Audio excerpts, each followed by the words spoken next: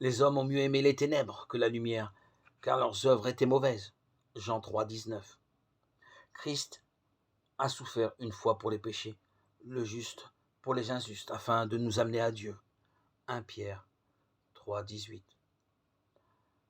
Un jugement injuste, les hommes, en grande majorité, ont rejeté Jésus. Ses compatriotes l'ont livré aux Romains pour qu'il soit mis à mort. Le gouverneur romain Pilate leur dit 3 fois « Mais quel mal celui-ci a-t-il fait? Je n'ai rien trouvé en lui qui mérite la mort, donc, après l'avoir châtié, je le relâcherai. » Mais ils insistaient à grands cris, demandant qu'il soit crucifié.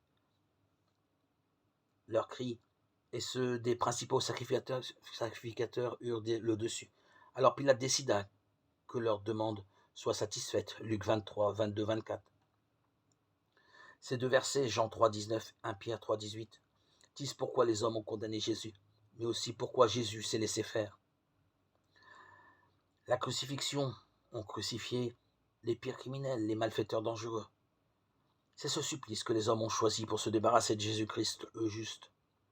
Jésus a accepté d'être puni à notre place pour nos péchés. C'est comme s'il nous disait « Vos péchés sont les miens. Dieu est en colère contre le mal, alors je prends ce mal sur moi. » Et la colère de Dieu aussi. C'est ce qui s'est passé.